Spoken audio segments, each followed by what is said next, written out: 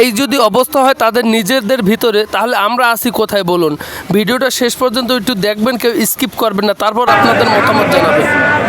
প্রায় দেড় যুগ পর গত 27 জুন অনুষ্ঠিত হয় কুষ্টিয়া পৌর বিএনপির দ্বিবার্ষিক সম্মেলন।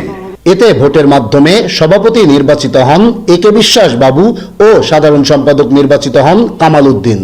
তবে কমিটি গঠনের এই ভোট নিয়ে পরাজিত প্রার্থীরা তুলেছেন ভোটার তালিকায় জালিয়াতি, জাল ভোট প্রদান সহ নানা অনিয়মের অভিযোগ।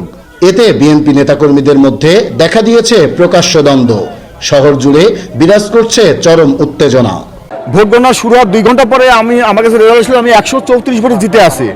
ওমা, আরো 2 ঘন্টা পরে রেজাল্ট আসলো যে আমি 120 ভোটে হেরে গেছি। আমাদেরকে ষড়যন্ত্র করে জিতার থেকে হারানো হয়েছে, এটার বহু প্রমাণ আমাদের কাছে আছে। এদিকে পৌর বিএনপির নির্বাচনের সিলমারা ব্যালট পেপার মিলেছে কেন্দ্রের পাশে পরিত্যক্ত এক ভবনে, যা নিয়ে শহর জুড়ে চলছে তুলকালাম কাণ্ড। এখানে পরিত্যক্ত অবস্থায় বাথরুমের ভিতরে একটা ব্যাগের ভিতরে রেখে দিছিল। তো আমি আসলাম, আসার পরে দেখলাম যে সব বাইর করে দেখছে। তো আমি দেখলাম যে ব্যালট পেপার ছিঁড়া এখানে পড়ে আছে। সংবাদ সম্মেলনের মাধ্যমে পরাজিত প্রার্থীরা ভোটে জালিয়াতির জন্য দুষছেন জেলা বিএনপির নেতাদের। কারচুপির এ নির্বাচন বাতিল সহ পুনরায় নির্বাচনের দাবি তাদের। আমার একটাই দাবি, এই প্রতারণা আমার সাথে যেটা জাকির হোসেন সরকার এবং কুতুবুদ্দিন যেটা করছে এই মামা ভাগ্নে, আমার একটাই দাবি, এই কমিটি না ভাঙা পর্যন্ত আবার যে আন্দোলনে আমরা ছিলাম সেই আন্দোলনে আমরা কুষ্টিয়াতে থাকবো। আমাদের জনপ্রিয় বিএনপি নেতা কাজল মজুমদারকে পরিকল্পিতভাবে তাকে ওখানে হারিয়ে দেওয়া হয়েছে। বড় নির্বাচনে যদি তারা এই কাজ করতে পারে, তাহলে দল এবং সাধারণ মানুষ, আমাদের যারা সমর্থক, দলীয় লোক, সাধারণ মানুষ এদের প্রতি কি বিশ্বাস করবে, এদের কাছে কি আশা করতে পারে মানুষ?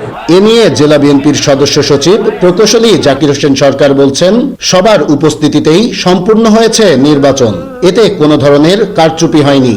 করোনা শুরু হলো, সবকিছু দেখে শুনে ওইটা বিয়েটে খোলায় টুলে সব করে যাচাই বাছাই করে সব করে ফাইনালি যখন অল্প কিছু ভোটে ব্যবধান হলো যে কিছু রিকাউন্ট করা হোক, এটা আমার একটু সন্দেহ আছে। ঠিক আছে করেন, সেইটা রিকাউন্ট করা হলো। তারা বলতেছে যে আমি একটু কাজলকে ফোন করেন, কাজল ভাই ফোন করে তারপরে উনি সই স্বাক্ষর করে বের হলে রেজাল্ট ঘোষণা হলো।